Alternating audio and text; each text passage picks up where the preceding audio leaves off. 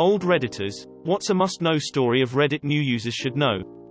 Can someone share the one about loss and dying? I lost the link, this link found it. There was that fun time we all hacked the Sears website like 12 years ago and it never comes up in these threads. Basically, Gfixler discovered you could visit a Sears web page with a URL such as sears.com/outdoors/outdoor-appliances/chainsaws and edit to say sears.com/cannibal-supplies/quick-waste-o-kill-babies, and the web address change would appear that way inside the page. So we all started doing it, screenshotting it, sharing it, and giggling. Then someone noticed the programming on the website was so bad that what we were doing changed the code for everyone. So then Reddit did it a lot more and then Sears shut down their site. More info on the saga here, this link. One time a guy was taking a shit.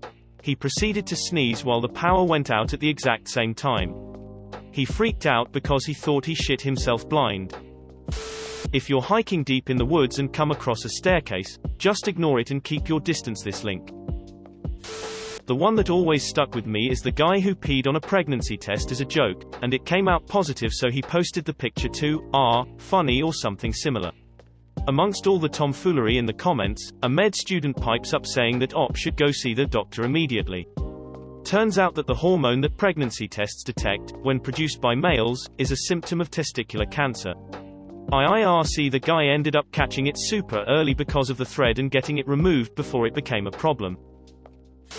The guy who got drunk and did an armor asking himself his own questions in the comments, then answering them himself. The story of Champ the goat. Originally told by Stoic Smile about a goat who his company would rent out to eat shrubs and do landscaping. I used to work on a forestry and conservation crew. We tried to offer this service with the goat that for some reason hung out in the field next to our shop, which I guess we owned. Maybe. Anyway, the goat's name was Champ, and I wouldn't be surprised if we accidentally stole Champ at one point, because Champ hated to be alone, and if you left him alone, he would find a way through or over any enclosure you left him in and wander around until he found a companion. To Champ, a companion could be a person, a dog, a chicken, a bicycle, a basketball, anything that his little goat mind imagined was a living creature. He especially liked things that seemed to have some kind of life or that made noise. Like generators and sump pumps. So when we rented Champ out to people, we warned him that he needed some kind of company, or he would escape. We often recommended something like a blow-up pool toy or even just an open umbrella. Just something nearby that Champ could imagine was his friend. Inevitably people would underestimate Champ's squirreliness, and assume that their fence, tether, stone wall was sufficient to keep him where they wanted to be, and they would leave him alone. Then we'd have to go find Champ. One time I found him in a scrapyard munching on weeds between rows of crushed cars. One time I found him curled up in the shade in a neighbor's yard with a golden retriever. But I think the best was when he made his way onto an elementary school playground. We of course had a tag on his collar with a phone number to call if he was found, since he went missing so much. And one day, we got a call from a school principal informing us that he had our goat. For those of you who don't know much about goats, they delight in climbing on things. So for Champ, there was no place more attractive than the very top of the metal play structure at this playground. The kids were absolutely smitten with him, and he was absolutely thrilled to have so many friends.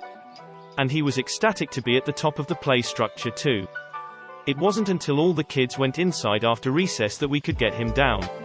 I think it was the best day of his life. Edit. Here is the original post. This link also I added paragraphs because it did have them originally. My bad. The woman whose mother accidentally killed her daughter because she didn't believe that the little girl's coconut allergy was real. This link. The saga of creep shots and how a student recognized his substitute teacher posting upskirts of teenage classmates. When a Redditor asked for help because the language on their screen changed to Spanish. And everyone replied to it in Spanish. This link. Then ops update was hilarious, greater than update, so I wake up this morning to about 1500 replies in my inbox that I cannot read. And then I run them through Google Translator and most of them say stuff like, the dog is in my pants, and where is the library? Greater than thanks, Reddit. The guy whose very special brother loves this one specific Tonka truck from the 90s. It was a fire and rescue truck, and his family finds them on eBay and buys him one every Christmas, and it's the only thing Bee loves. And Ott couldn't find one anywhere and came to Reddit to ask if anyone had one in an attic or old toy box. Everyone was so helpful, and the post was just a beautiful internet moment.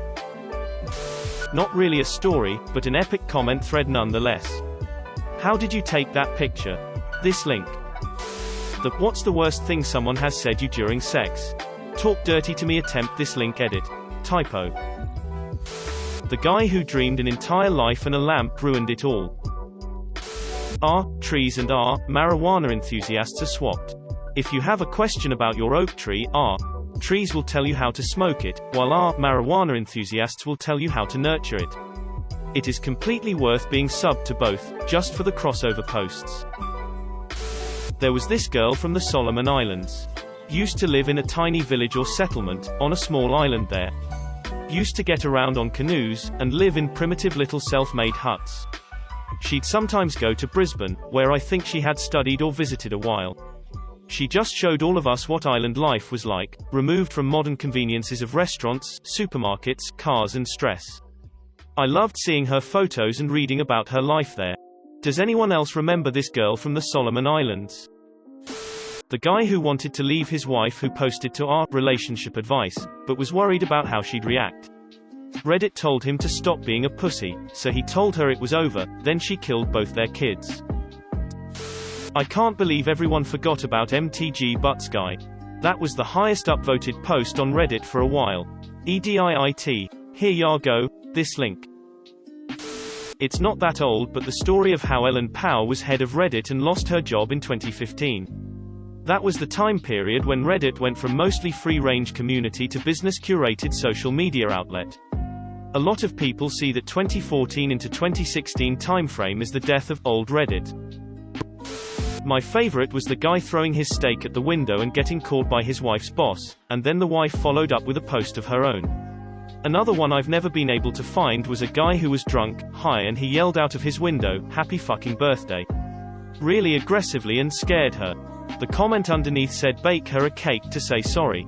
The comment underneath said, "Write on it, I'm really fucking sorry." I was crying laughing at that one, and I've never been able to find it since. Sorry, I don't know how to link. The time James Corden did a Reddit armor and just got blasted in the comments for literal hours. The lady that owned a wedding cake store and secretly only used boxed cake mix from the grocery in all her cakes. IRC, she said she hated making cakes, but loved decorating them, and everyone seemed to like the cakes anyway. She still updates the post last I checked. The Ballad of a Niche Repairman and his Welsh chronicler, this link. I'd say, test post, please ignore this link. I'm a very old Redditor, this isn't my first account, and I remember this post fondly. At the time it had 10k upvotes I think, and back then that was unheard of. The guy who tried heroin, I think, and documented his journey from non-addict to addict to recovery. There's also the post-it note guy who kept finding post-its in his apartment. Edit. Kind people in replies of this comment might have linked. I am disappointed that no one mentioned the really big sub sandwich story. It was an AITA post about a guy who brought a very large sub to a party, wedding, or some shit, ate the whole thing, everyone went TF off on him. It was one of my favorites, but I just searched for it and couldn't find its sad face. If there's ever a bombing attack, don't assume Reddit will solve the case. If you find an old safe in your house, you must get into it and show us. At all cost. There were a lot of things we couldn't do in State Route 71, but we were the fastest guys on the block and loved reminding our fellow aviators of this fact. People often asked us if, because of this fact, it was fun to fly the jet. Fun would not be the first word I would use to describe flying this plane. Intense, maybe. Even cerebral. But there was one day in our sled experience when we would have to say that it was pure fun to be the fastest guys out there, at least for a moment. It occurred when Walt and I were flying our final training sortie. We needed 100 hours in the jet to complete our training and attain mission-ready status. Somewhere over Colorado we had passed the century mark. We had made the turn in Arizona and the jet was performing flawlessly. My gauges were wired in the front seat and we were starting to feel pretty good about ourselves, not only because we would soon be flying real missions but because we had gained a great deal of confidence in the plane in the past 10 months. Ripping across the barren deserts 80,000 feet below us, I could already see the coast of California from the Arizona border.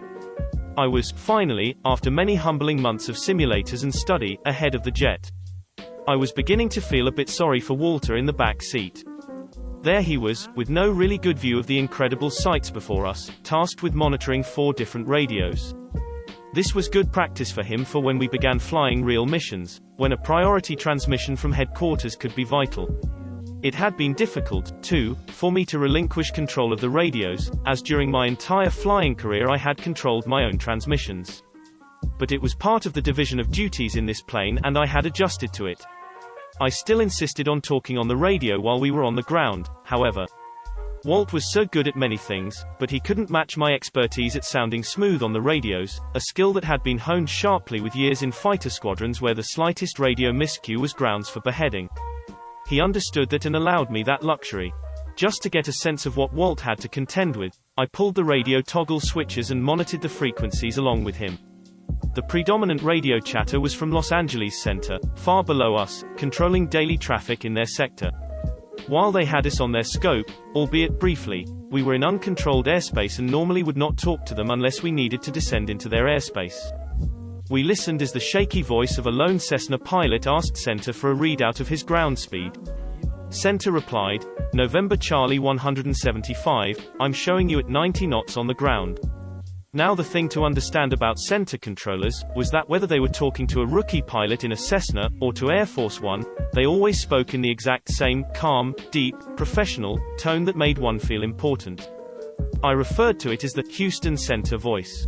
I have always felt that after years of seeing documentaries on this country's space program and listening to the calm and distinct voice of the Houston controllers, that all other controllers since then wanted to sound like that, and that they basically did. And it didn't matter what sector of the country we would be flying in, it always seemed like the same guy was talking. Over the years that tone of voice had become somewhat of a comforting sound to pilots everywhere. Conversely, over the years, pilots always wanted to ensure that, when transmitting, they sounded like Chuck Yeager, or at least like John Wayne. Better to die than sound bad on the radios.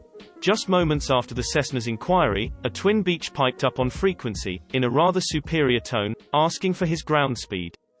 "I have you at 125 knots of ground speed." Boy, I thought, the Beechcraft really must think he is dazzling his Cessna brethren.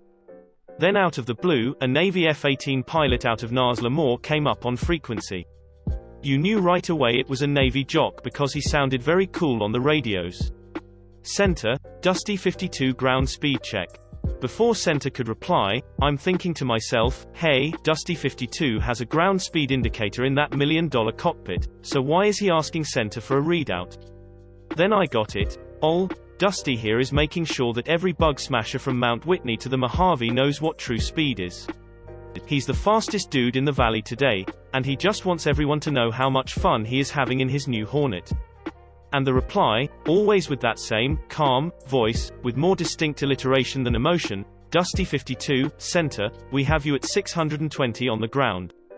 And I thought to myself, is this a ripe situation, or what? As my hand instinctively reached for the mic button, I had to remind myself that Walt was in control of the radios. Still, I thought, it must be done. In mere seconds we'll be out of the sector and the opportunity will be lost. That Hornet must die, and die now. I thought about all of our sim training and how important it was that we developed well as a crew and knew that to jump in on the radios now would destroy the integrity of all that we had worked toward becoming. I was torn. Somewhere, 13 miles above Arizona, there was a pilot screaming inside his space helmet. Then, I heard it. The click of the mic button from the back seat. That was the very moment that I knew Walter and I had become a crew. Very professionally, and with no emotion, Walter spoke. "Los Angeles Center, Aspen 20, can you give us a ground speed check?" There was no hesitation, and the replay came as if was an everyday request. "Aspen 20, I show you at 1,842 knots, across the ground." I think it was the 42 knots that I liked the best, so accurate and proud was Center to deliver that information without hesitation, and you just knew he was smiling. but the precise point at which I knew that Walt and I were going to be really good friends for a long time was when he keyed the mic once again to say, in his most fighter pilot-like voice, Center, much thanks, we're showing closer to 1900 on the money. For a moment Walter was a god. And we finally heard a little crack in the armor of the Houston center voice, when LA came back with, Roger that Aspen, your equipment is probably more accurate than ours. You boys have a good one. It all had lasted for just moments, but in that short, memorable sprint across the Southwest, the Navy had been flamed, all mortal airplanes on FRQ were forced to bow before the King of Speed, and more importantly, Walter and I had crossed the threshold of being a crew. A fine day's work. We never heard another transmission on that frequency all the way to the coast. For just one day, it truly was fun being the fastest guys out there. A sense of pride and accomplishment. It is the most downvoted comment of all time, and it was made by an AA representative. Kevin. The student that never stood a chance. This link. Get a carbon monoxide detector. Swamps of Dagobah edit. Thanks for the shinies, glad we're all suffering together. It wasn't that long ago but when Rick got Rick-rolled. Poop knife, this link. Didn't see Unaiden or Jackdaws mentioned yet. Here's the thing, this link. Kevin, the guy who pretended he didn't know what a potato was. Today you, tomorrow me-o, and Swamps of Dagobah. The suicidal teen who posted on roast me asking Reddit to roast him but roast me actually refused to roast him. He's doing better now, last time I checked. You, Ruby Rod farts on a kid in Target. Still makes me laugh like no other. This link. If you liked the video, please consider subscribing and liking. Any feedback in the comments would be greatly appreciated so that we can make these videos even better. Thanks for watching Upvote Stories.